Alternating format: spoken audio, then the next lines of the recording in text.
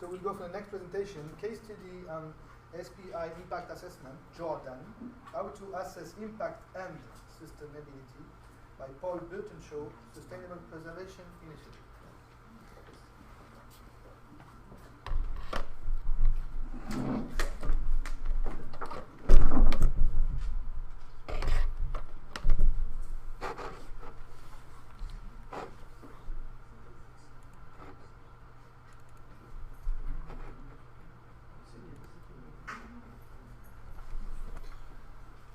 Okay, good morning everyone. Firstly, thank you very much to Quine and Monique for the invitation to be here and present some of the things that I and SPI have been doing, and hopefully provide some small element to this fantastic larger project. So I am the Director of Projects for something called the Sustainable Preservation Initiative. And what I'm going to do in the next, as part of this talk, is go through some of the examples where I and we have been involved with collecting data around community and community heritage and sustainable development projects that we've been running and I've done in the past as part of my research. So I'm going to focus mostly on the kind of practical side of how we've been doing data collection and why we've been doing it and our approaches, because I understand some of the own projects you've been doing. Hopefully I can provide a kind of range of approaches that we've tried, and there might be bits and pieces you can pick out of that and fresh perspectives on some of the things that you've been trying to do.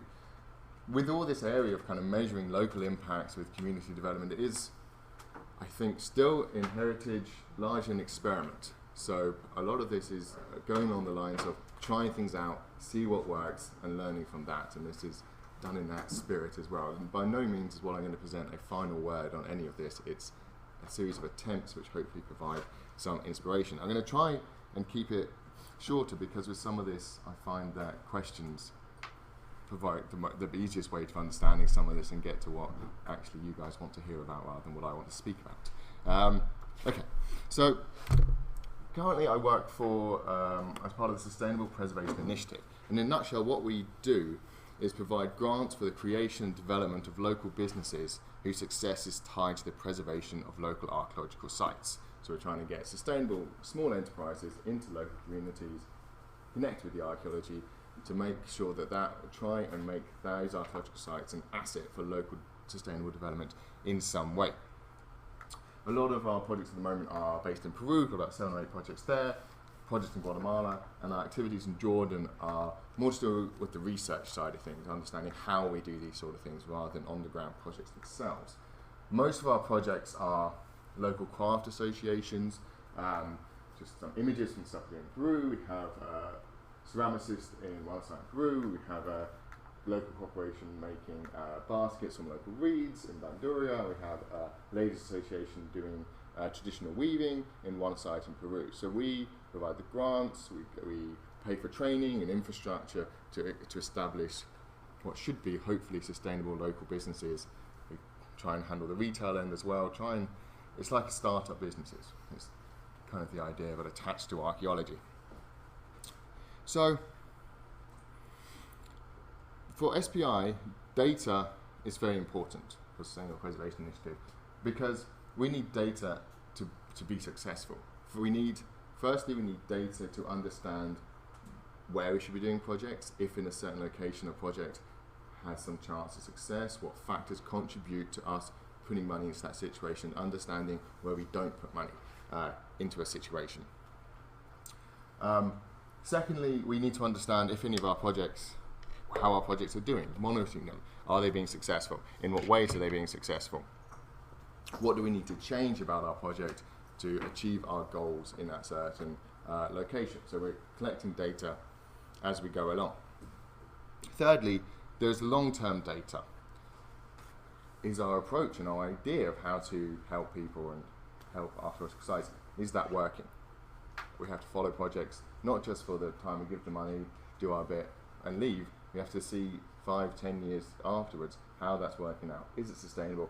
Are we doing what we claim to be doing? That's for our own understanding and for a discipline side of things, but also we need that data to communicate with our donors and the people who would support us so that we can give grants to projects. We need to have data which goes, give us money, we'll spend it well. And this is how many jobs we create per money, this is how many sites we save, this is the evidence that we are doing the job we say we are doing. We're still a relatively young NGO, we've only been around about 5 years, so we're still developing this whole data framework. As a not-for-profit organisation, we have financial constraints to what we can do. We have a limited resource and capacity to collect all the data we might want to do and spend all our time doing that. So part of what we try to do is work with other partners involved in other projects where we research how to collect data, we work with others to understand how they can collect data, how we can collect data, how we can all collect data around these sort of things, because hopefully that benefits the wider discipline and it benefits us, and that allows us time and energy to do that sort of thing. So that's where I'm coming from on this side. So I brought some of my own research background into SPI to look at this sort of area.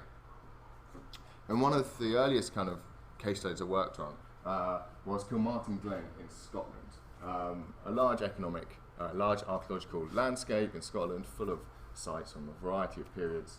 And there was the archaeological landscape and a local museum, which leaflet is there from, which local people had set up in the area. And what they needed was some data on how the archaeology in a local museum was performing economically, to both manage themselves, improve what they were doing, but also as a weapon for lobbying against the destruction of archaeology in the area. There's a quarry that wiped out a huge henge, and they couldn't do anything about it. They didn't have the economic tools as one of their weapons, not the only one, but one of theirs. So we carried out an economic impact assessment, reached these kind of figures, or the archaeology worth, the museum was worth. That's the kind of economic footprint within a day's drive. That's how the data could work and the figure we could come up with based on the data we could collect.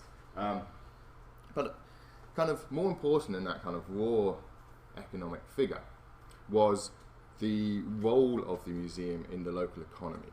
So we could say quantitatively it did this much, but actually what we found at the museum, the key role it had was kind of smoothing out the seasonality of tourism in the area. As a year-round institution, it did courses and it did activities throughout the winter, which allowed local B&Bs and hotels and bars to have some measure of business throughout the winter, which allowed them to therefore be open in the summer for the large tourist season. Without the museum being there, a lot of those local businesses wouldn't have been able to survive, and therefore you lose that. The local people lost the social spaces as a result. The museum itself created a restaurant and a shop for it to make money, to be economically sustainable, but actually they became really key social hubs in the local community. The cultural activities of what the museum did, we wanted to do research, we want to, part of what we're here for is to find out more about the archaeology and encourage local people to do it. They did a wonderful job on that, but that hugely contributes to the economic role that they had. So this is the kind of boring bit in a way, the numbers. What was interesting actually was its economic performance and how they interact with the social and cultural values of the area. And you can't separate the two of them. So then, as part of my PhD research, I then moved focus to Jordan. And then as part of my PhD in general, I looked at economics and archaeology, and looked at various impact measurements and valuation techniques and how we use economic data as part of preservation strategies and politics and local things, stuff like that. But as part of it, I looked at an area called Wadi Fanan in southern Jordan, just a bit north of where Petra is. Again, an archaeological landscape which has huge amounts of important archaeology in it. From really important Neolithic sites, copper mining area, and Roman sites, loads of stuff. It's really great. This is a view down the archaeological area to the bottom. So following on from the things in Kilmartin, what I did there was, again, I wanted to map how the archaeological asset was an archaeological resource was an economic asset for local people, how that operated. So whereas Kilmartin was based on existing data, for this I collected lots of tourism data, big tourism survey, talk to local people, to understand the economics around this archaeology, where the money, what money flowed in, who did it go to. So the economic picture was very interesting. We found that different tribes in the area benefited very differently from different sorts of tourism in different ways, which hadn't been appreciated before. So that where the tourism ideas that had been developing didn't take any of this into account in a way they would have come in and completely been at odds with the current economic flows that existed at the moment, and the different sorts of jobs, different sorts of tourism benefited for different groups, and what that meant socially for the different groups there. So we're also looking at how that economic picture interacted with social values, how the fact there was an economic asset interacted with how it was a social asset, how it was a cultural asset. And here, there's a very interesting picture that emerged. So lots of local people thought that, as this very simple graph shows, that they valued the local archaeology because it was an economic and tourism asset. That was their view. They saw tourists come and look at it. When you actually interviewed the tourists, none of them, well, apart from one person out of 200, but pretty much none of them came for the archaeology. So actually, the archaeology has no economic value. If that disappeared, there would be one less tourist that turned up. So there's no, but the people valued it for being an economic asset, because that's the activity they saw from the tourists around them. What actually made money for the local people from the archaeology was the archaeological excavations, which have been going on for 25 years there with different countries. That is what put money locally, and you had a lot less leakages of the money. It went local, stayed local, and the archaeologists could contribute that way. But because that was the economic route, even though it was less valued in local people's eyes, that created an interesting social aspect where the archaeologists valued socially because it put the area on the map. Foreign people were coming to dig at it, so that's what made this area important and a place. What the local people wanted above all else was a big sign on the highway that said Finan this way. What they wanted as well was a movie to be shot there, because they'd seen movies shot in Wadi Rum, Lawrence of Arabia, movies shot in Petra, Indiana Jones and Transformers movie. They were like, we've been told by these archaeologists for 20 years that our archaeology is just as important as those places, where's our movie? So this interesting way that kind of place-making, the archaeological sites and the economic picture kind of interacted with each other. So that was what I was trying to get at. With Wadi Finan, understand the economics, but how it interacted with that social and cultural stuff. Moving on from Finan, what project we're working on at the moment, Deep South, so that's the deep past as a social asset in the Levant. So this is a project due to finish in the next few months that we've been doing with the Council of British Research in the Levant, a kind of British institute that's based in Amman in Jordan. And the idea of this project was to take the problem of that a lot of archaeological-led local community development projects are done through very good intentions, but very ill-informed when they go about doing them. Get to an end of a dig, what should we do for local people? Let's make a museum, or let's put some, very good intentions, not informed in any way. Whether you should be doing a project, which project you should be doing, how it fits with local picture, all that sort of stuff. So, because Finan, the work we've done there was principally one aspect of Neolithic site. We chose two other Neolithic sites in southern Jordan that may possibly form some sort of coherent tourism trail in some way. And there were kind of visions, very loose visions of kind of connecting up Neolithic sites in Jordan and also connecting them with sites in Palestine as well. So what we wanted to do, we took a year of a postdoc student going there, and through various methods, surveys, focus groups, just oral histories, carrying out events, that sort of thing, try to understand what the relationship between those archaeological sites and the local people were, how it benefited them, in what ways, did people care, what did they know about it, and also what was the socio-economic context and political context that was within, without any agenda going into it. And the idea is that then, at the end, once we've spent a year collecting that, go, right, if we were to do anything here, what would work here? If we're going to spend money in here, what would be the thing to do to mutually benefit the site and local people, to set up a good feedback loop between them? We had just last month, we were out there, had the kind of community meetings. We invited local communities up to the capital in Amman to talk through the results, and they gave their ideas about how they wanted to improve their village. That was some of the for archaeologists in Jordan, they were saying this is the first time the local people have come here, kind of thing. We usually go to them, but we made sure that they came up to the capital to be part of things there. The results will be published in a few months, but in one of the villages we've decided best not to spend any money. It's going to be wasted. Like, our research has shown that you could put money into this, but due to social, political conditions and all this sort of stuff, it's extremely unlikely anything's going to stick. You know, so if you're going to we have you could work in this particular area, that might work, but that's a good result because you can spend that money somewhere else, and then you might save the archaeology or benefit people there. So that's the kind of ideas that we're trying to get at this project. So,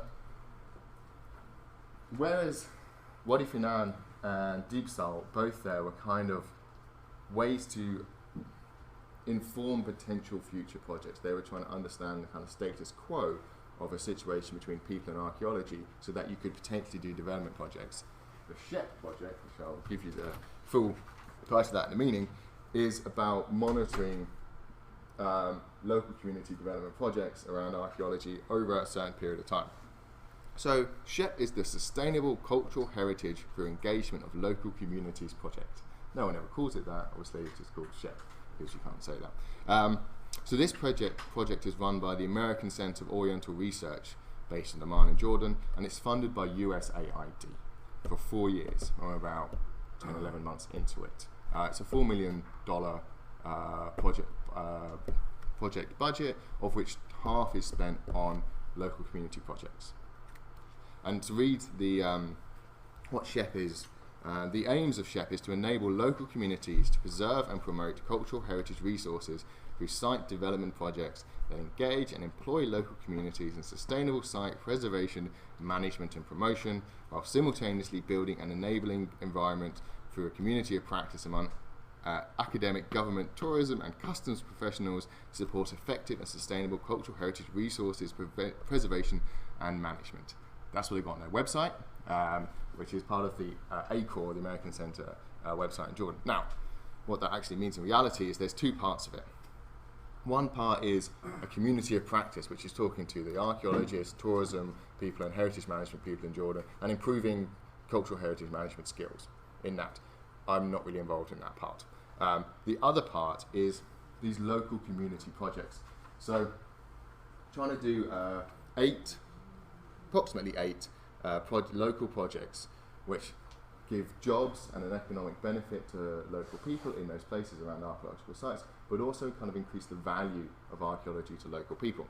This project is based on experience ACOR built up in the Temple of the Winged Lions project, which is a site within Petra, where they kind of innovated in how to distribute money better among local tribes they were hiring, but also contribute sustainable skills to the people they were hiring so that they could use those skills in some way to set up businesses or different jobs after the project. So they did that for a few years and then approached USAID to do something bigger.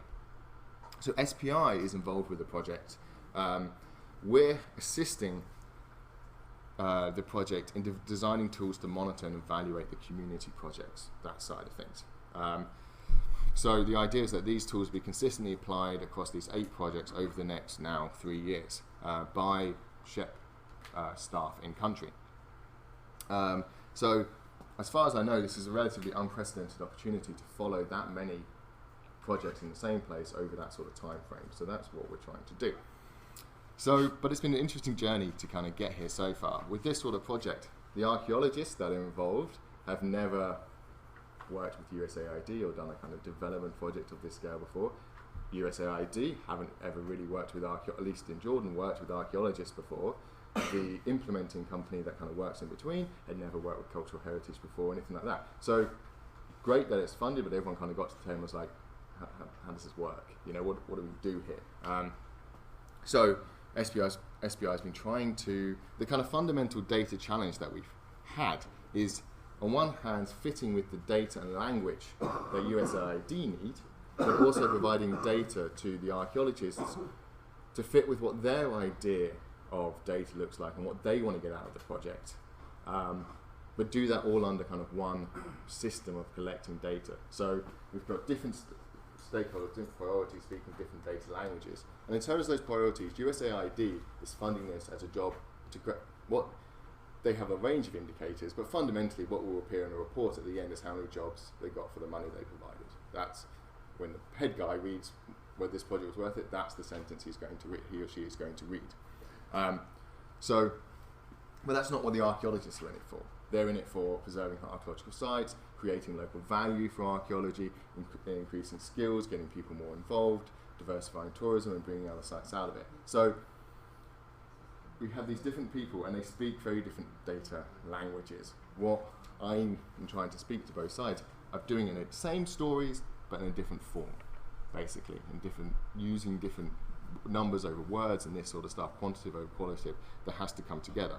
So over the last kind of year this has been going on, there has been some amount of readjustment and sorting out and understanding of everyone's priorities and how that fits into measurement and monitoring. So we're a little bit behind where we thought we might be, but that's the nature of these kind of things. But it has been a terribly instructive journey for everyone. And just yesterday I received an email from some of the project partners saying how much actually USAID had learned from SHEP, the project, and was changing some of their approaches in terms of what they wanted to do. So in terms of, and the whole project is basically a pilot scheme for them, to give it a go, see what happens, and hopefully we can build on this in the future. So there are two main kind of goals that we're looking at here. So one is local economic sustainability. So we're looking for the archaeological sites to generate jobs, or this project with the archaeologists to generate jobs in these 8 places around Jordan, and there's job targets to hit overall that the project's supposed to produce, new and better employment, jobs for Jordanians, all these kind of things that they're supposed to deliver. The other side is this idea of value, that this community of practice that's been building up, the local activities as well, create some sort of increased value for archaeological site, and that's quite loosely termed, and also because it then appears in the indicators in the SIID, they want a measure of it. They want a measure of how we've increased local value. So I'll come to that in a minute. Quickly going back to the economic side, so how that's going to work is basically producing local small and medium-sized businesses, local economic enterprises. The original idea was to do that based on archaeological skills in some way, teach people archaeologists teaching and certifying some sort of archaeological conservation skill, which then those people could then use as their own business. It's diversified more from that into craft businesses and things like that, so more what SPI is used to doing, and we're kind of helping the project a little bit, or beginning to, on that kind of thing as well. So again, with these different priorities, from SHEP's point of view, they want to create stable, sustainable employment. They want to do jobs which are new jobs, and if they walk away, will keep being jobs, rather than the usual development job thing of going in, paying somebody to do something for a little while, creating a job, leaving, and then that job goes away.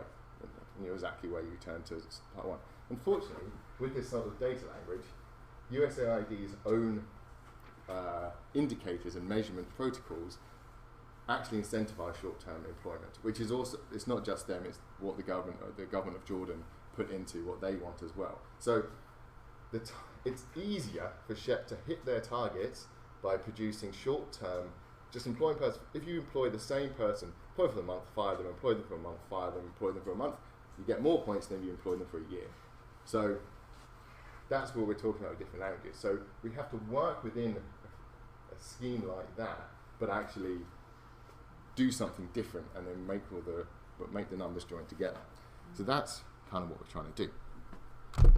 And this is the type of tools that we're throwing at it to do this sort of stuff. And again, this is in motion, this is fluid, this is not exhaustive at the moment, but this is the ways we're getting at it. And the way we're trying to do it is have mutually supporting areas of data collection. So it's not like we have one tool and we go, a super tool that goes in and collects data, and that's what we do. There's going to be various strands to what we do, which mutually support each other, because none of these things by themselves are perfect. They're all flawed in some way. They're all, they're not 100% in any way. So we're trying to get at all these tricky concepts through lots of different angles. So I'm going to go through them quickly, just to kind of give you ideas of the various things we're trying to do.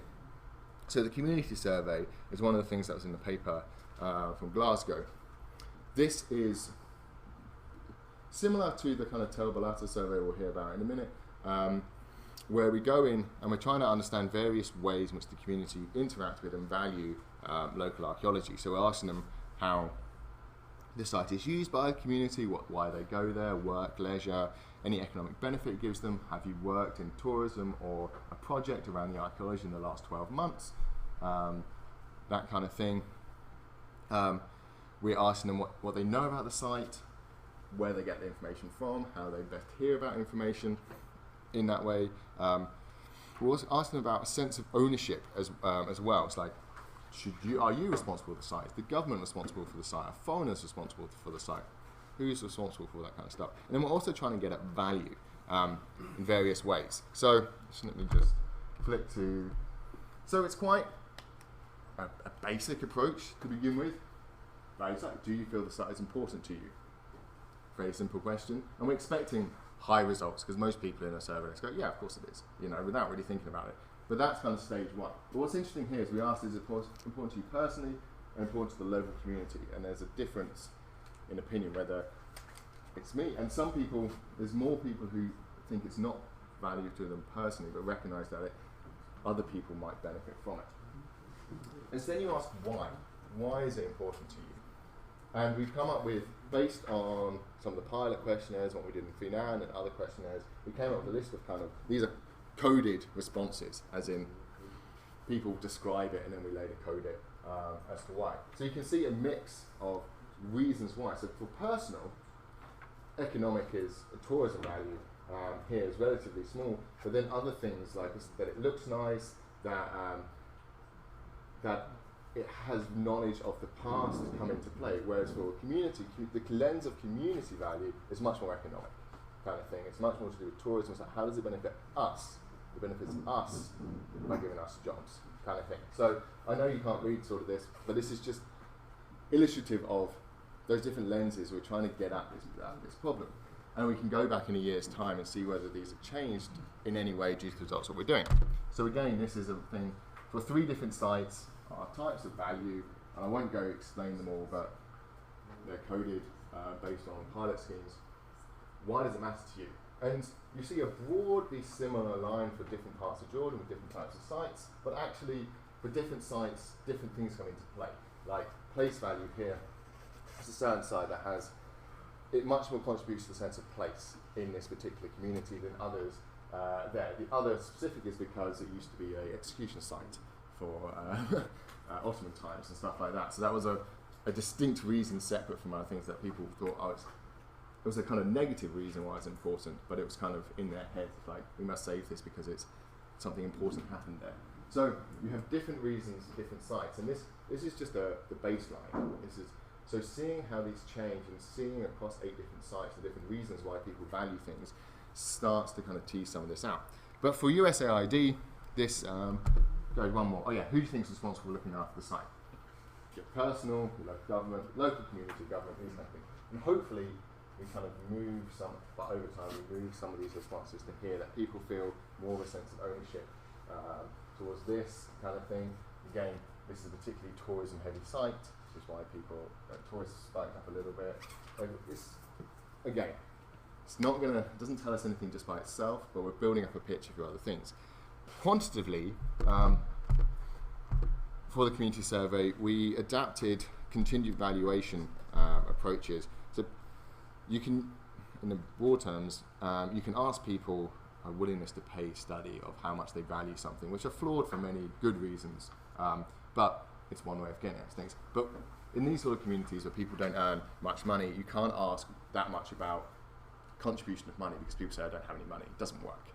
So we asked about time, we asked about volunteering time, and use that as a proxy for money. So we created a hypothetical situation like archaeological sites, depend on people to help them to exist or to help to clean them and preserve them. As a member of the community, you would have the opportunity to do that. If we developed a volunteer program, would you be willing to give time to do so? If so, how much time would you be willing to give, given that you have to work full time and you wouldn't be paid to do it? You construct a statistically sound question that way. And we came up with figures. One site we did it, they came about 5 hours a week that on average people would give, another site 6 hours a week, which is a little high than probably reality they would give, but not bad kind of thing. We thought, okay, we're getting reasonably, that's a reasonable kind of measure. It's an experiment. We'll go in next year, ask the same question, see whether it goes up, see whether it goes down, what we do. One way of getting at it. And if it works, that's a good quantitative. It's not perfect, there's many things wrong with it, but combined with those other questions, it gets us somewhere. Okay, so also on a community survey, that would include kind of background social economic data of the area, benchmarking for average wages, so that we know if we're setting up businesses or paying people that we're paying them a good wage rather than minimum, stuff like that. Education rates, stuff like that, that we can get from community survey. Okay, also in a community survey, which links these two, we ask people about appropriateness of behaviours around archaeological sites. Is it okay to loot? Is it okay to take stones from the site? Is it okay to drive your truck over it? Is it okay to drive your goats over it? Stuff like that. And most people, and what's interesting is that most people know what behaviour should be wrong. They were taking stones from site. People were quite happy to do that in most of the places. So for two reasons that's useful. One is that allows us to target any local education things we do. Because if everybody already thinks you shouldn't do something, well, we don't need to tell them again, but we concentrate on the things they don't know. But then we use a physical site condition. So that is monitoring conservation of the site, human caused damage to the site, and if that's getting better or worse, as well as tourist facilities, presentation of the site. We monitor how those go over time. That's part of what SHEP tries to do. But the physical site conditions, that proofs some of the opinions that we've got in the community survey. If people are saying, of course we shouldn't do this, and everyone in the community is saying this, but we keep going there every 6 months and finding people taking the stones, well, they're just saying it to us and there's no change in actual behaviour. So there's what people say and what people do. So that helps us monitor that. From the visitor side of things, yes, so we need visitor data. We need to know if we're improving the site for visitors, well then, is that making a change in the visitor numbers? Who's coming? What are their profile? What are their motivations, like Finan? If everybody's coming there because, are they coming for the site? Are they going for a different reason than just stopping there because they like the bathroom? Well, why are people even there? Where are they spending their money? Are they spending their money in the town next door? Are they spending it on local businesses around that? Is the money going local or is it going elsewhere? We look at the visibility of those of those sites on websites, guidebooks, TripAdvisor, that kind of thing. Is there more activity, less activity? Because we're trying to market these sites as well. Moving on, for projects, project accounts, that is what the project's spending. So a lot of our jobs will still be short-term jobs, kind of thing. The project goes in and pays people to support an excavation, to do some sort of short-term activity, which still counts towards our job totals, even though we're trying to get a percentage that those short-term jobs are. So we're looking at who they're paying, how much, what rates they're paying, whether it counts the job, what kind of part-time people are doing, where that money's spent. Are they hiring local firms, local people, or are they getting outside the region? Where's this money from the project flowing to, and what's it being spent on? The enterprise sector, so the local companies, the businesses that we're setting up, how are they performing? How many people are involved in them? What revenues do we have? How much time are people spending on those activities so we can work out whether they're actually earning an hourly wage which is any good, or they're just wasting their time and should go do something else? What do we need? Interviews with trainers, people involved in them, to say, is this working? What can we do better? Where do people need training? Do they need basic business skills? This kind of stuff. How is that business performing? And that between this, and the visitor data, we build up a kind of economic picture of, if we're improving tourism, that's producing jobs by spending in a local area, if we know it's being spent locally. Project accounts, who's getting that locally? What short-term jobs are being produced? Enterprise data, how many people involved in that are producing stable, hopefully sustainable jobs for a business. Participant surveys and data. So in all our activities, we have our participants that come in. So we need to know who they are, and we need to get data out of them. So we need their age and gender. USAID want everything to be about women and youth for good reasons, but we have to hit targets on gender inclusion and youth inclusion as part of that. So that's the kind of basic data we need with our participants. We also need to know where they live, so that we know if we're hitting local people or the people who are just coming in from the day from the town nearby. But we also, especially on the archaeological side, interested in social impacts on them. How do they spend the money that they get? Is that staying local? Is it being spent on, on just being wasted, inverted commas? Is it contributing to more local economy? What are their attitudes to the archaeology? What are their opinions on the projects? And we can do kind of pre and post surveys with participants, where they're usually a bit dry and they don't really get under the skin of things.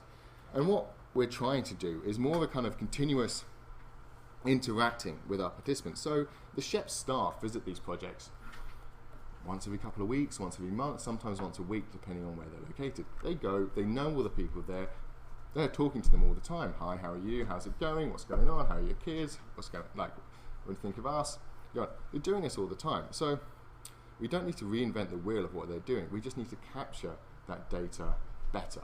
So what we're developing at the moment is kind of these 5 or 10 kind of key themes and questions that they always have in the back of their minds. So if a topic comes up, a conversation, then they can ask certain questions about it. They go, okay, oh, that's an interesting thread. And just ask those 2 or 3 extra questions that turns that little bit of information into something that is recordable and can be written down. And the way that's recorded is not rocket science. We're just going to keep a Word document. It's basically a diary.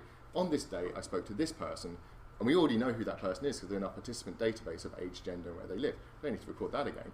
But, I spoke to this guy, and he said, oh yeah, this is great. Like, since I got here, I've met all these other guys I didn't know before. That's great.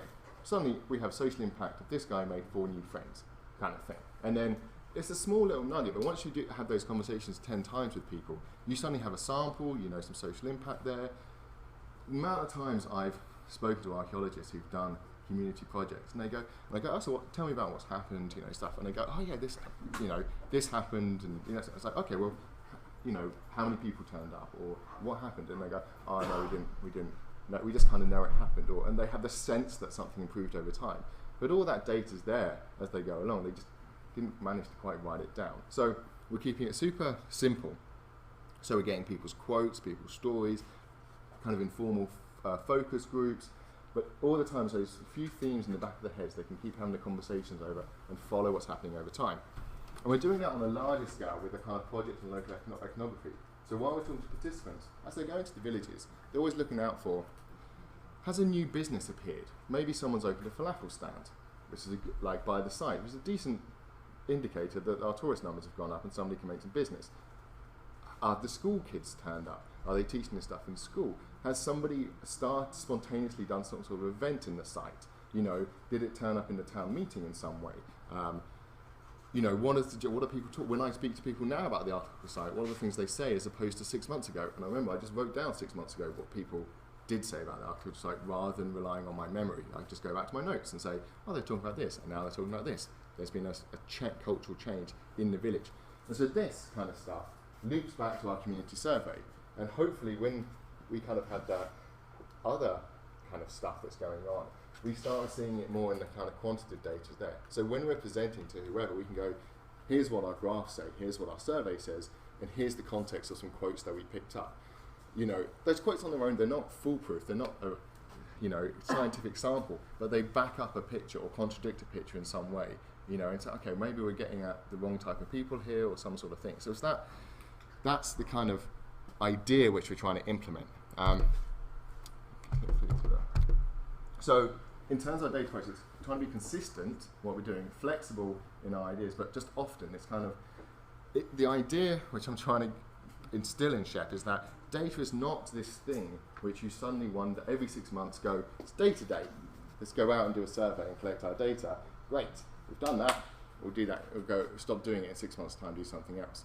We've got to have these simple methods of just continuously recording what's going on, knowing in our minds we need that, like just number, if you had an event, who showed up and who were they, that kind of stuff. Once you have that basic stuff, you can do a lot with other techniques to form that data in different languages and different ways, but without that basic data. And if you don't have quotes from people, the same guy you spoke to 1 year ago and had the same conversation a year later, and you can compare what he said, that kind of stuff is really, if you don't write it down a year before. So it's that simple, consistent methods is what we're trying to get in. Sustainability. In this case, I mean sustainability of data collection. Like, this is a 4-year project. It's supposed to have effects that last 10 years. with these things, the money dries up after 4 years, no one goes back. What are we going to do about that? So we're already starting to have conversations like, let's get a PhD out there, starting the day the project finishes, who's then going to have 3 or 4 more years of collecting data on these things, just going around the village, going, is the business still running? Do people still think the same thing? That. So we're trying to think now of, and that compared to $4 million, a few travel grants for a PhD or hopefully a better scholarship for somebody isn't a lot of money to get 8-year data, 10-year data rather than 4-year data. And that's where anything can be sustainable for 4 years kind of thing. You just pump some money into it and it's still there at the last day, but that, who knows if you've actually done any good. With the businesses themselves, that's a tricky one, sustainability. It's like, we have to provide certain capabilities to that business so they can stand on their own. But when does that, how long? And so we're looking at how we're going to track those businesses and kind of some sort of taper to them. So we're expecting them to have revenues which either maintain or grow in some way in the years afterwards, given benchmarked against background economic stuff. We're working it out at the moment, but that's something I'll think about. Data comprehension. Part of this is that SPI's work in other countries is designed to do roughly the same thing as what SHEP's doing, so we can learn from each other. What does the SHEP data set say about Peru? What does Peru say about the debt? And try and not only have it based in Jordan, but those basic bits of information which can compare across countries. And experimentation and practice. As I said at the beginning, this is an experiment. We are applying common sense to a program and trying to get reasonable data out of it, and there's going to be mistakes. We're going to get some of it wrong or realise that we should have done something at the beginning, which we're not, but the only way we're going to learn that is to do it and practice it and keep going out to the field and keep going and realise what we do wrong and do it again. There's sometimes a reluctance amongst value measurement and stuff like that to, all they want is the perfect methodology that's going to encompass economic and social stuff and give you that magic number. That doesn't exist. And we're far from it because we haven't had decades of practice and doing it. The environmental economics they spend a while doing this kind of stuff and it's still not perfect, but there's more acceptance to just give it a go. Like I said with those examples, none of those by themselves are perfect illustrations of value or economic impact. Combine them together, you start to get a reasonably robust picture of what's going on. So it's all about just trying and going from there. Yeah, thank you very much. Thank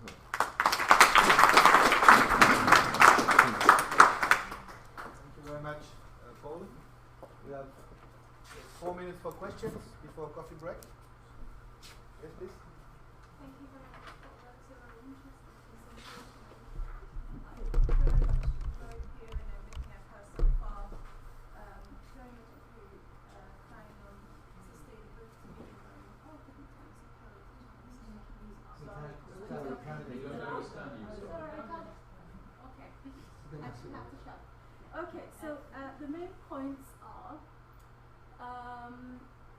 measuring sustainability. This is something that, from my experience working with the UN and looking at humanitarian assistance, both emergency assistance as well as development assistance, is something that they still are struggling with.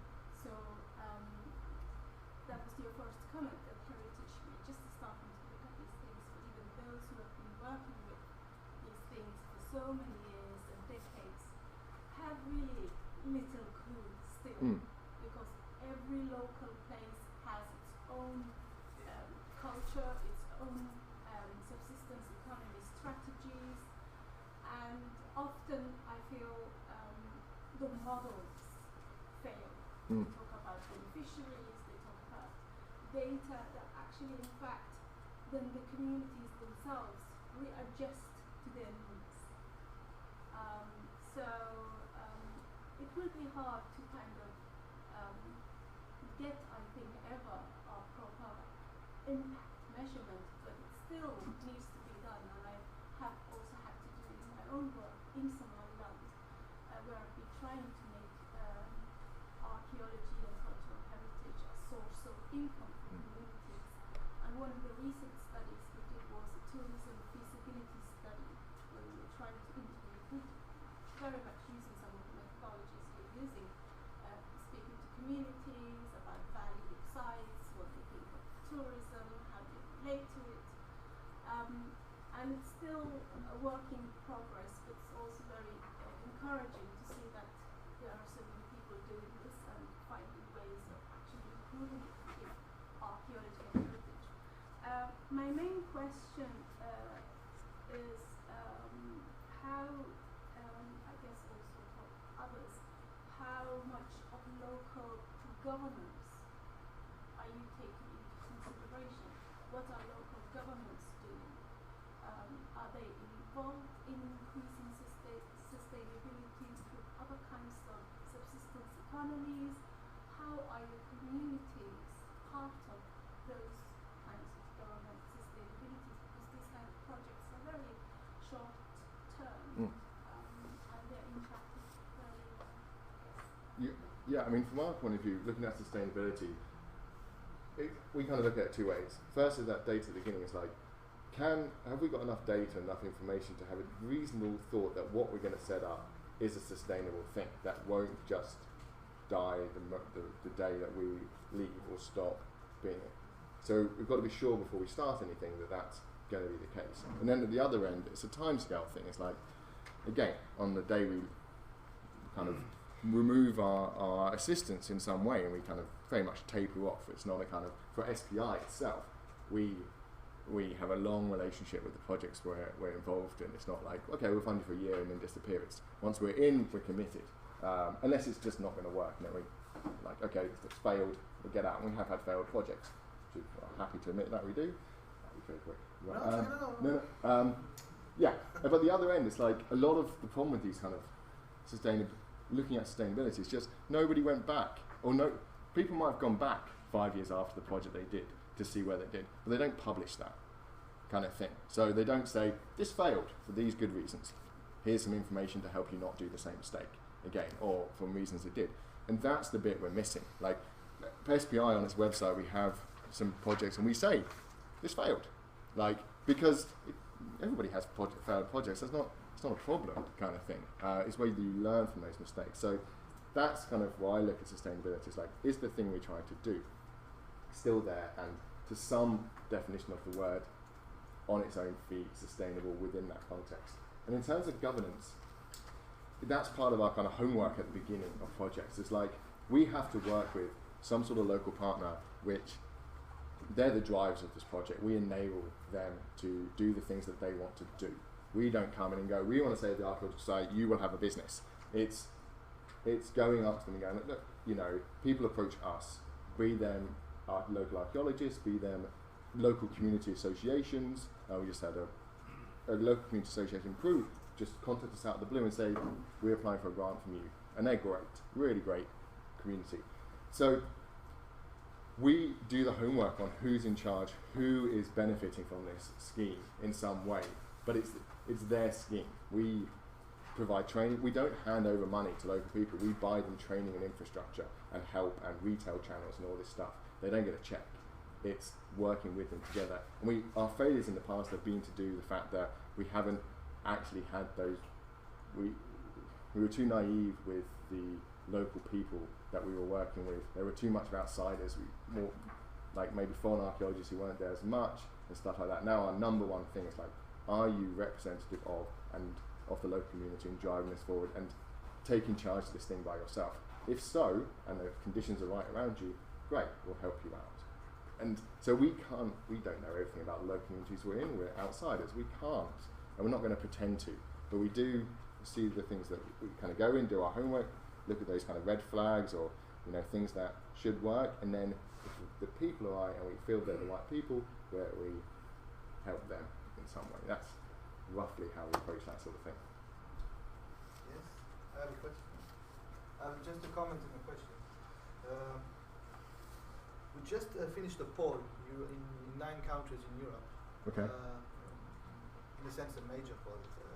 6,000 Europeans were asked several questions on heritage and archaeology. And one of them was, is heritage and archaeology, I don't remember exactly, but contributing to local or national economy? And the other, contributing to sustainable development of your area. Mm-hmm. And for the first question, the answer was 10% of European people saying this is contributing to our local and national economy. Okay. And only 6 for sustainable development on our area. And of course, other elements elements, and then I see a major gap.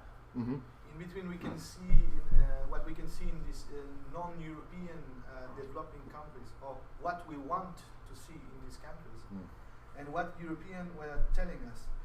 And the question is, why? And the question why, I have an answer, and maybe this is going back to the comment we just had, is the answer not the presence or not of governance, and particularly of state governance, in terms of regulations there? I would suggest that in Jordan, archaeology and tourism are pretty much the same thing in pretty much everyone's eyes. As in, that's all local people have ever heard about for the last kind of 20, 30 years, is these things go together. There's a survey Badwan did of teachers in Jordan and asked them, why are you teaching children about archaeology? And they said, because it's a tourism asset. Like, those concepts are so intertwined in the views.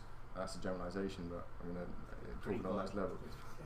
Outside Europe, it's pretty global. They're together. Whereas in Europe, that's again, hugely generalizing. And it should depend on the countries in Europe, this kind of stuff. Is it clearly different? I don't think so. Again, like, the I know feeling, England. I was talking about the feeling. Yes, but you can't like if you're talking to a Jordanian villager about their local site, there's some really good ethnographic work done by a lady called Abu Kafaja, who went and interviewed people about that, and the concepts of archaeology and tourism and culture are so intertwined that, as in, it didn't belong to them because they weren't rich enough to be a tourist to visit it, and it belongs to outsiders because they're cultured.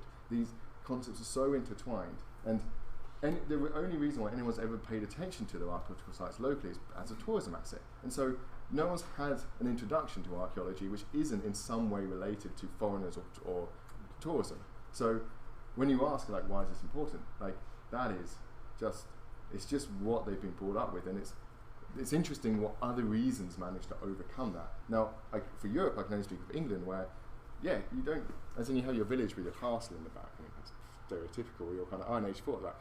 You use that for dog walking most of the time, or you go on school trips kind of thing and stuff like that. Like, they don't need tourism.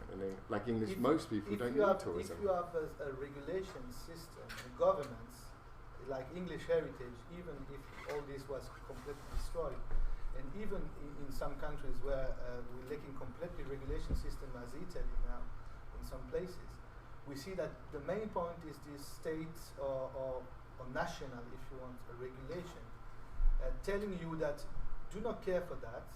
This is developing your country, specifically with tourism, because what you said is clearly the point for Pompeii, Roma, Paris, and a lot of our countries and cities. We are developing through culture and heritage exactly the same way Petra is doing in Jordan, I think, from my side. The point is we see that completely differently because we have regulation system and governance that was set up for dealing with that. And I think that we are, lacking in Europe the sense of what this is going back to citizens. And I think in this case, or in Jordan, it's very clear. And what you are doing is it's amazing work. But we are lacking completely exactly the same projects in Europe. I think, yeah, it's interesting. Yeah, from my perspective, yeah, in the conversation with local people, local people on the ground have a vague concept that the government has regulation. They don't know what it is. Like, no one's ever talked to them about it. It's never come into their lives beyond, we don't think we should go there, or we kind of know we shouldn't take stuff from it. And the kind of same in, again, I can only talk about England, somewhere I can't compare to other European countries. They don't really understand what English heritage or Heritage Lottery Fund and stuff like that, what a scheduled ancient monument record is. Like, governance plays a role. In Jordan, coming from the local communities up, it's for the people I'm talking to in Jordan, it's very much like, how is this interacting with my daily life? You know, how is it benefiting us, the community? And they play the game of the state sponsor versus tribal sponsors and this sort of stuff. And they play that regulation game and funding game from that position, kind of going upwards. You know, yes, they know the laws exist, but yeah, I've got to think about it more. But it's that's interesting perspective. Last comment before coffee. You all need coffee. Yeah. Okay, let's go for coffee. Yeah. Thank you.